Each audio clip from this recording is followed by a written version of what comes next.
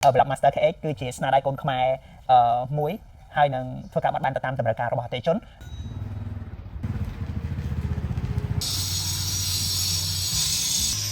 vậy chứ không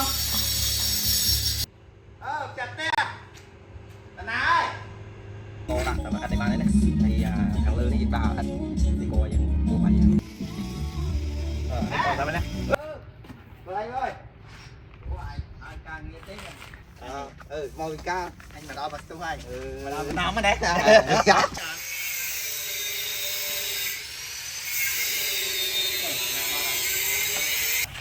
Quỳ mồm, bên này đang tôi đây đây vậy anh đây đa trời này là mà dạ này hiện đạch đài còn bà chẳng tôi squat men ta anh khinh play một play ở đây chụp đi ở đây khơi hồi ở lại miền một tràn rồi anh sẽ không thành năng kỹ trong đàn tràn chẳng năng làm ta cái này một luôn ai như cái xù luôn đời ra là giờ ắt tính cây vì muốn mà nó xù sầm nô đại cây xù pi sân dương miền chỉ bảy phết thầm đại dương miền lụa hay là trà cho nó tạm đà khai nữa này thì mỗi chi một phết menu đó ông lấy menu và ra mai với người ta cả thôi mình xin bài thoại đà anh ta pra cầm lăng là cam tại đại dương sập rồi phía rồi chẳng cái đó anh khăn tôi anh khăn tôi vậy ok tập về khăn cảnh đa nó vì mình ta menu thì đây ok anh cái hai pra bộ cái bồn á ok bộ bồn hydraulic hai bộ hydraulic còn đai về khăn tôi thì cái này còn là về copy bộ này mỗi thua mà đá menu là mỗi hydraulic system ok là tí bấy vì khăn thông nâng lật mấy bàn nó pom buồn là khăn tôi mấy những pom pi lật mà đó dùng vay mà đòn tới bàn pi vay lật mà đón về ai phốt bộ về trình máu mà đón pi đông ok chẳng tamประเภทដែលបងប្អូនត្រូវការបងប្អូនបានដឹងហើយម៉ាស៊ីនរបស់យើងមាន3ប្រភេទមានប្រភេទខ្នាតតូចនោះមាន2មានប្រើដៃប្រើកម្លាំងពលកម្មយើងជាមនុស្សយើងសុទ្ធតែម្ដងហើយនឹងមួយទៀតប្រភេទតូចដូចគ្នាប៉ុន្តែប្រើកម្លាំងយើងផងដោយមានបូមកម្លាំងម៉ាស៊ីនគេហៅកម្លាំងhydraulic បាទជួយមកយើងផងហៅពាក់កណ្ដាល50ទីតាំងត្រូវការទីតាំងធំអត់សម្រាប់សិប្បកម្មនេះមិនប្រើទីតាំងធំទេជាមធ្យមដែលសំលមមប៉ះដីទំហំប្រមាណកូនម៉ានតូចបំផុតនិយាយថាតូចបំផុតយ៉ាងហោចណាស់ក៏ទៅមានទំហំដី10ម៉ែត្រគុណ20ម៉ែត្រក្បាលដី10ទៅ20ម៉ែត្រអញ្ចឹងទៅក្បាល10ក៏បានក្បាល20ក៏បានអូខេឲ្យតែតំបន់ហ្នឹងគឺយើងអាចបដៅរៀងវែងតិចចឹងទៅព្រោះយើងអាចត្រៀមអត់ត្រៀមអីបានហ្នឹងហើយបងប្អូនតិចទៀតយើងទៅមើលម៉ាស៊ីនជាមួយគ្នាថាតើម៉ាស៊ីនហ្នឹងទៅត្រូវការដាក់ទំហំប៉ុណ្ណាដីហើយក៏ពិតអស់ច្រើនដែលត្រូវការដីធំហ្នឹងដោយសារអីបងប្អូននេះយើងផលិតបានហើយយើងត្រូវទុកអត់ដោយរបៀបណាកន្លែងដីសម្រាប់ទុកតម្កល់អត់ទេត្រូវហ៎អូផ្លេចក៏សួរថាតកតងកាតនីតកតងនឹងគុណភាពមិនកម្លាំងសេះកម្លាំងអីផងផ្លេចសួរផ្លេចមានកម្លាំងសេះកម្លាំងអីហ្នឹងបងប្អូនហ្នឹងហើយសម្រាប់3ຂະຫນាតដែលយើងរៀបរាប់មិញហ្នឹងណាຂະຫນាតទី1យើងប្រើនិយាយទៅຂະຫນាតទាំង3ហ្នឹងយើងប្រើម៉ូទ័រ3គ្រាប់ក្នុងមួយឈុតណា3គ្រាប់ទេ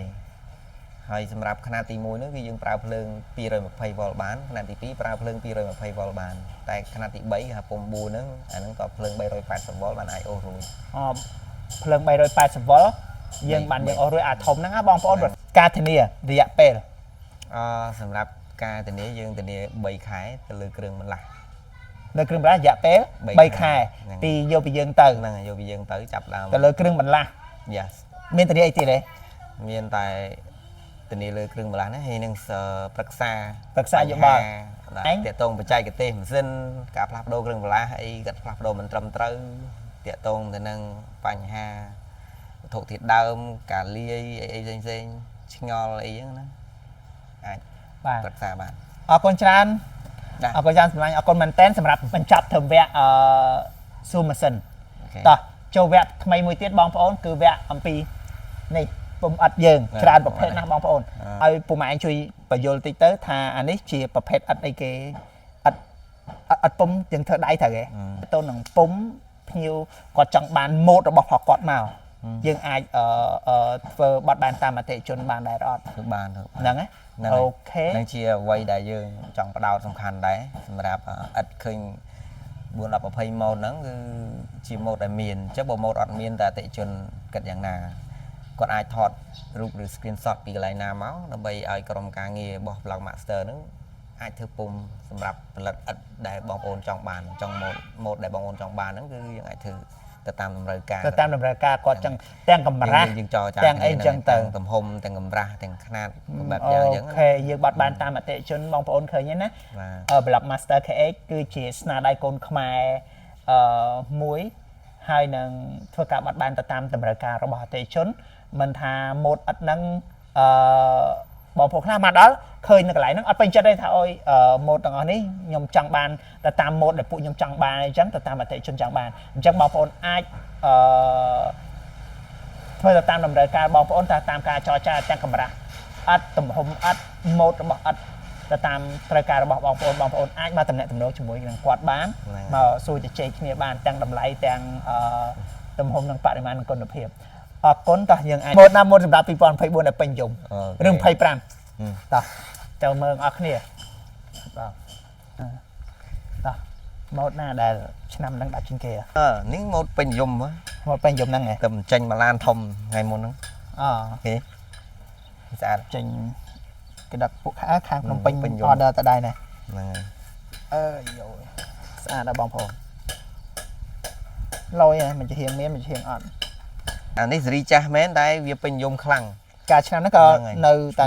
ដល់ដែរ ទាំងចេញរាល់ខែ ចេញរាល់ខែហ្មង ហ្នឹង អូខេ good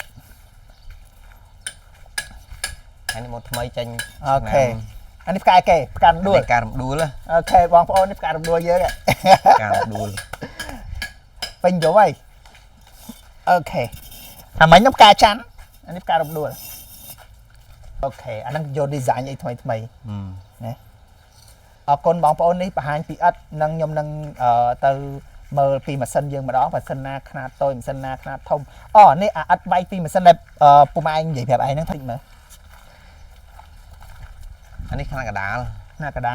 បានធ្វើណាតូចអីនេះតូចវាយចេញហើយដាច់ស្តុកបាត់ហើយស្តុកហើយអញ្ចឹងក៏ដូចតែគ្នាទេរៀងវាបងប្អូនអានេះកដាល